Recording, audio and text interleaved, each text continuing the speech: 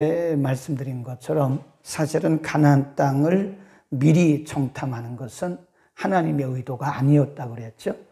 하나님은 이스라엘 백성들을 인도해 가시면서 그냥 이스라엘 백성들이 하나님을 신뢰하고 눈에 보이는 거 없고 손에 잡히는 거 없어도 하나님을 신뢰하고 따라오기를 원했던 거예요. 근데 백성들은 아무래도 인간이기 때문에 눈에 보여야 믿는 거라. 손에 잡혀야 믿고. 그러니까 모세에게 와서 우리로 그 땅을 먼저 좀 보고 오게 하라고.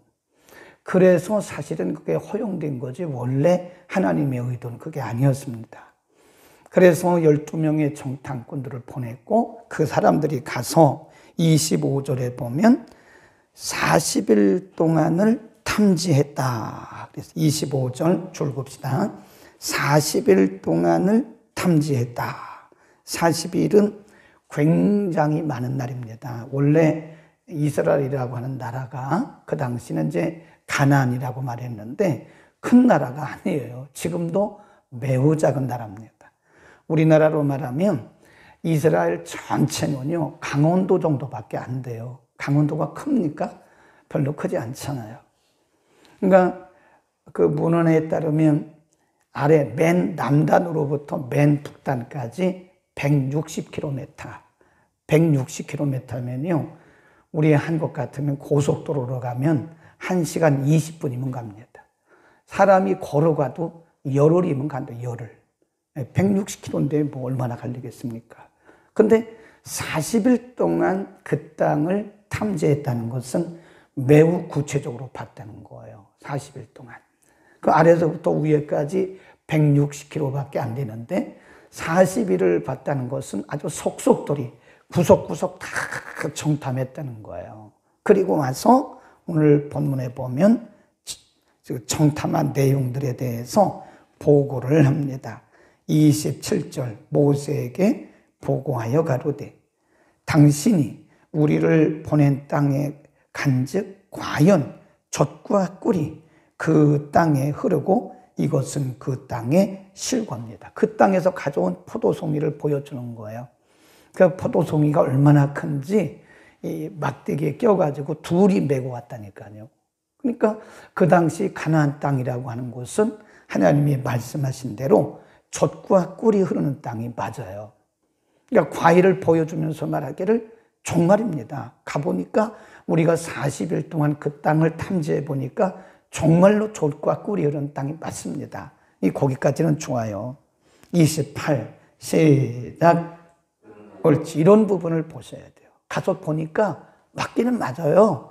그러나 그 땅 거민은 강하고 성읍은 견고하고 심히 클 뿐 아니라 거기서 아낙 자손을 보았고 29절 아말렉이는 남방 땅에 거하고 헷사람과 여보수 사람과 아모리 사람은 산지에 거하고 가나안 사람은 해변과 요단가에 거하더이다. 구체적으로 보고 온 거죠. 40일 동안 12명의 정탐꾼들, 특별히 10명의 정탐꾼들이 보고한 내용을 보면 구체적으로 보고 온 거예요. 근데 이 사람들의 말이 그런데 그린 표현. 가서 봐서 정말 그 땅이 맞기는 맞는데 그런데 그 다음에 32절입니다. 이스라엘 자손 앞에서 그 탐지한 땅을 어떻게 했다고 그래요? 악평한 것. 악평하여 가로되 우리가 두루 다니며 탐지한 땅은 그 거민을 삼키는 땅이요 거기서 본 모든 백성은 신장이 장제한 자들이며 거기서 또 네피림 후손 아낙 자손 대장부들을 보았나니 우리는 스스로 보기에도 메뚜기 같으니 그들이 보기에는 그와 같았을 것입니다. 그런 네, 실컷 보고 와서 하는 얘기가 그 땅이 젖과 꿀이 흐르는 땅 맞습니다. 그런데요, 그 땅 우리 못 가요. 못 갑니다. 하나님은 우리를 그 땅에 들여보신다고 말씀하셨는데 우리 못 들어가요. 가서 보니까 뭐 샅샅이 뒤져보니까 네피림 후손도 아낙 자손 거기 보니까 장대한 기골이 장대한 사람들이 있어서 그들에 비하면 우리는 메뚜기만도 못해요. 이렇게 보고를 하는 거예요. 악평을 하는 겁니다. 근데 또 한 사람들은, 또 한 부류는 뭐라고 보고를 하냐면 30절, 백성이 모세 앞에서 백성을 안돈시켜 가로되 우리가 곧 올라가서 그 땅을 취하자 능히 이기리라. 그래요. 그리고 14장 8절에 가보면 여호와께서 우리를 기뻐하시면 우리를 그 땅으로 인도하여 들이시고 그 땅을 우리에게 주시리라. 이는 과연 젖과 꿀이 흐르는 땅이다. 그래요. 지금 12명이 갔잖아요. 12명이 가서 40일 동안 샅샅이 다 보고 왔어요. 그런데 말하는 건 틀려요. 똑같은 땅을 보고 온 거예요, 지금. 똑같은 땅, 똑같은 환경을 보고 와가지고 보고를 하는데 본 해석이 틀리다는 거예요, 해석이 틀려요. 그래서 인생은 해석입니다, 해석. 똑같은 문제를 만나잖아요, 우리가. 똑같은 문제를 만나도 어떤 사람은 이쪽을 봐요, 이쪽. 그래서 어두운 면을 보는 거예요. 아, 어둡다, 힘들다, 안 된다. 아, 이거 고통이다. 이렇게 생각하는 거예요. 어떤 사람들은 이쪽을 보는 거죠. 괜찮아. 하나님 우리와 함께 하셔. 할 수 있어. 똑같은 상황이라니까요. 똑같은 상황인데 보는 각도에 따라서, 시각에 따라서 해석이 달라지는 것이다. 그래서 저는 그렇게 생각합니다. 인생은 해석이에요. 우리가 똑같은 상황 속에서 삽니다. 네, 어떤 사람은 뭐 다른 상황입니까? 우리가 경제적으로, 군사적으로, 사회적으로, 정치적으로 똑같은 상황 속에 살고 있어요. 근데 사람들마다 해석이 달라요. 아, 우리 경제가 나빠졌대, 어렵대, 망했대. 어떤 사람들은 괜찮아. 하나님이 하시면 돼. 해석이 다르게, 해석이. 똑같은 상황이잖아요. 똑같은 가나안 땅을 보고 와서, 똑같은 환경을 보고 와서 어떤 사람들은 그게 맞기는 맞는데 우리는 못 들어가요. 그 사람들에 비하면 우리는 메뚜기만도 못해요. 근데 갈렙은 뭐라고 그러죠? 백성을 안돈시키면서. 그러니까 해석이 달라요, 해석이. 그러면 그 해석은 어디에서 오는가? 어디에서 올까요? 관점에서 옵니다. 본 관점. 예, 똑같은 사물을 가지고 어느 쪽을 보느냐에 따라서 해석이 달라지는 거예요. 그러니까 우리 신앙인의 관점은요, 이 관점이 안 바뀌면 거듭난 거 아니라고 봐요, 저는. 분명히 말씀하기를 물과 성령으로, 말씀과 성령으로 거듭나야 된다고 그랬잖아요. 근데 우리의 관점이 안 바뀌면요, 그 거듭난 게 아니라니까요. 거듭났는지 안 났는지를 어떻게 알 수 있느냐? 관점을 보면 알아요. 그 사람이 하는 말을 보면 알아요. 거듭나지 않는 사람들은 여전히 자기 관점으로 세상을 말하는 거예요. 어떤 문제가 발생하잖아요. 그러면 내 관점으로 말하는 거예요. 어려워, 안 돼, 힘들어, 불가능해. 그런데 하나님의 관점으로 바라보는 사람들은 할 수 있어. 하나님이 하나님의 방법을 할 수 있어. 하나님이 하시면 돼. 이렇게 말하는 거죠. 뭐의 차이예요? 관점의 차이입니다. 그러니까 우리가 이렇게 말씀을 듣고 은혜를 받고 성령으로 충만하면 뭐부터 바꿔지냐면 관점부터 변해요. 관점이 바뀝니다. 하는 말을 보세요. 30절. 그래서 신앙적인 관점을 가진 사람들은 말이 틀립니다. 말이. 거기 보세요. 30절. 갈렙이 모세 앞에서 백성을 뭐하시켜? 안돈시켜 그랬습니다. 모세 앞에서 백성을 안돈시켜 그랬습니다. 백성을 안심시킨 거예요.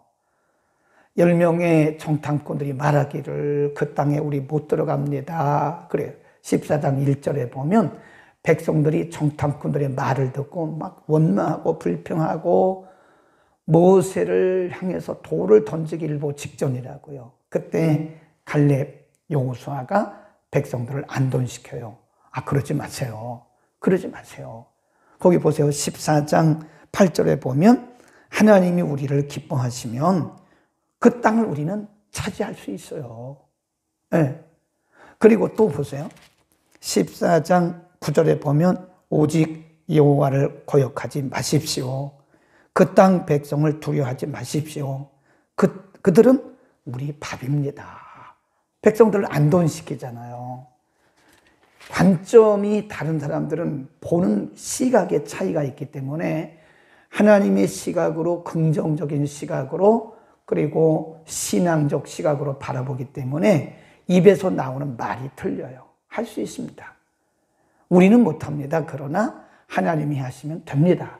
그러면서 백성들을 안돈시키고 안심시키고 백성들에게 평안을 줘요. 그런데 10명의 정탐꾼들은 뭐 했다고 그랬어요? 32절에 보면 이스라엘 자손 앞에서 그 탐지한 땅을 뭐 했대요? 악평, 나쁘게 말했다는 거예요. 안 됩니다. 못 갑니다. 우리는 밥입니다. 우리는 메뚜기만도 못합니다. 그러면서 스스로를 아주 약하게 스스로를 아주 약하게 말하면서 못 갑니다. 못 갑니다. 부정적인 불신앙적인 말을 해요. 그러니까 우리가 보면 그 사람의 입에서 나오는 말을 보면 그 사람의 관점을 알 수 있다니까요.